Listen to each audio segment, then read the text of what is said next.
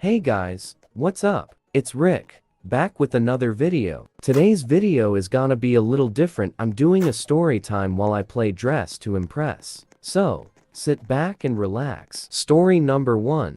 Alright.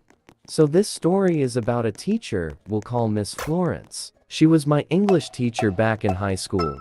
And well, let's just say she wasn't exactly my favorite. There was this one time during our sports period, where normally everyone would go outside and play.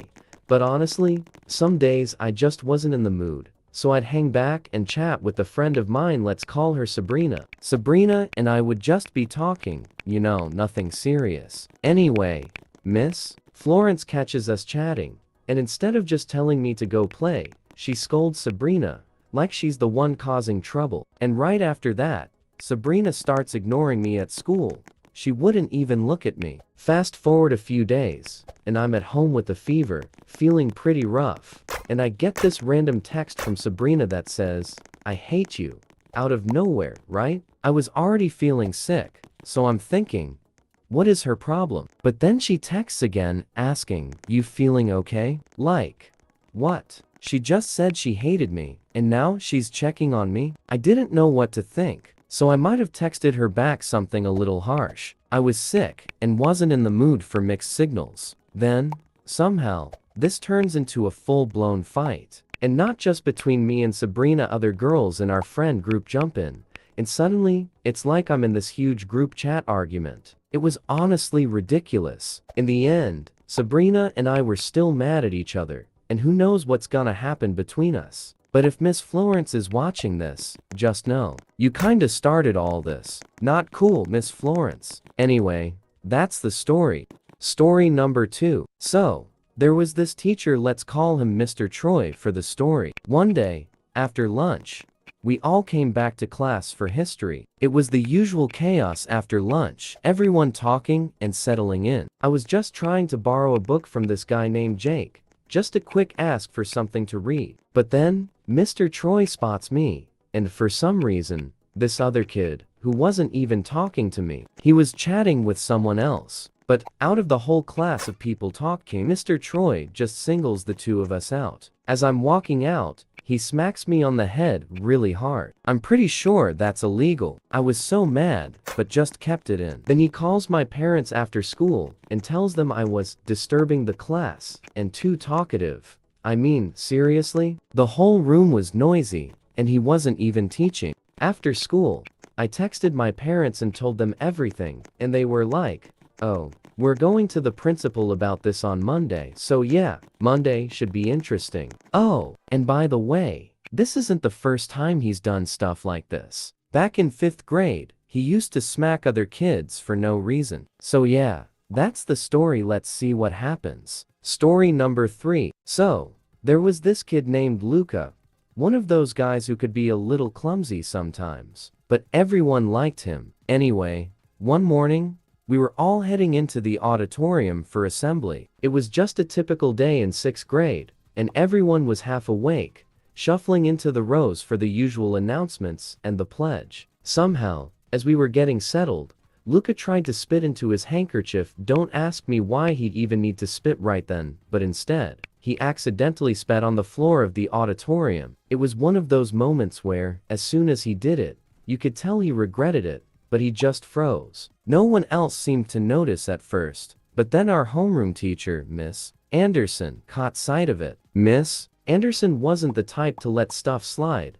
especially during assembly when she was all about respecting school property and whatnot. She called Luca out in front of everyone, giving him that look. "Luca, did you just spit on the floor?" She had that classic teacher glare, the kind that instantly makes you feel like you're in big trouble, even if it was just an accident. Luca tried to explain, but Miss Anderson wasn't having it. She told him he'd have to stand through the whole assembly and think about his actions. So, we all went through the assembly pledge, announcements, the whole routine. Luca was standing awkwardly off to the side the entire time, looking a little embarrassed. And then, when it was finally over, and we were all shuffling out of the auditorium, this kid named Sebastian came along. Sebastian, minding his own business, accidentally stepped right in Luca's spit spot. It wasn't like he did it on purpose. He just didn't see it there. But Miss Anderson saw him too and scolded him as if he'd done something wrong,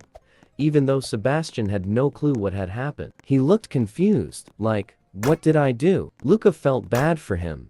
So once everyone was out, he grabbed a paper towel and cleaned up the spot himself. Afterward, we all kind of laughed about it, how one little accident turned into this whole scene. That's middle school for you. Story number 4. Our science teacher, Miss Daniels, was in the middle of an exciting unit on acids and bases. She had been demonstrating how different substances react with each other, and everyone was really engaged. One day during lunch, Kyle, a kid known for his adventurous spirit, decided to spice things up. He brought a variety of soda pops, root beer, cola, and lemon lime along with the thermos of coffee from home. As we gathered around the lunch table, Kyle had this wild idea. Let's mix all these sodas together and see what happens. He grabbed a clear cup and began pouring in the different sodas, creating a colorful, bubbly mixture. Then, with a mischievous grin, he added a splash of coffee on top. It'll be the ultimate drink, he declared, and we all laughed, curious about how it would taste. We were just about to take a sip of this bizarre concoction when Mr. Johnson, one of the teachers who was supervising the lunchroom, spotted us. He had been walking by, checking in on students, and immediately raised an eyebrow at Kyle's colorful mix. "What do you think you're doing?" he asked, looking both confused and a little concerned. Kyle, trying to play it cool, shrugged and said, "Just a little science experiment." But Mr. Johnson wasn't amused. He warned us to be careful with what we were drinking, especially since we were mixing so many different flavors. As he walked away, we couldn't help but giggle at how serious he looked. Later that day, during the school assembly, everything changed. The gym was packed with students sitting cross-legged on the floor, and the principal, Miss Ramirez, was on stage addressing us about school spirit and upcoming events. Just as she was wrapping up, Miss Ramirez called Kyle to the front. The room went silent as Kyle walked up, and the whispers began. What did he do? He's in trouble. I could see Kyle's face turning red, and he looked nervous standing there in front of everyone. After the assembly, Miss Ramirez pulled him aside for a serious talk. She was considering suspending him for his unacceptable behavior with the mixed drinks. Just as she was about to make a decision, Miss Daniels stepped in. She had seen the whole thing unfold, and knew Kyle was just trying to have a little fun. "Please, Miss Ramirez," she said. "Kyle didn't mean any harm. He just got carried away with a little science experiment during lunch. Let's give him a second chance." Miss Ramirez paused, looking between the two of them. Finally, she relented. "All right, Kyle, I'll let this slide this time, but you need to promise not to do it again. Mixing drinks during lunch isn't a good idea, and you could have made a mess or made someone sick." Kyle nodded earnestly, grateful for the second chance. "I promise, I won't do it again," he said, relief washing over his face. After that, we all returned to our classrooms, and Kyle couldn't stop talking about how close he had come to getting suspended. "I guess I learned my lesson," he laughed. No more crazy drink experiments at school. From that day on, the story of Kyle's soda and coffee mix became legendary among our friend group. It was a funny tale we shared for the rest of the year, reminding us to always think twice before mixing things up both in science and at lunch. Yo, thanks for vibing with me today. I hope you got a kick out of Kyle's wild soda mix-up. If you're feeling this video, smash that like button, subscribe, and don't forget to tap the bell so you're always in the loop. Drop your craziest school stories in the comments. Let's hear your most ridiculous pranks. Until next time, stay lit and keep being awesome. Peace out.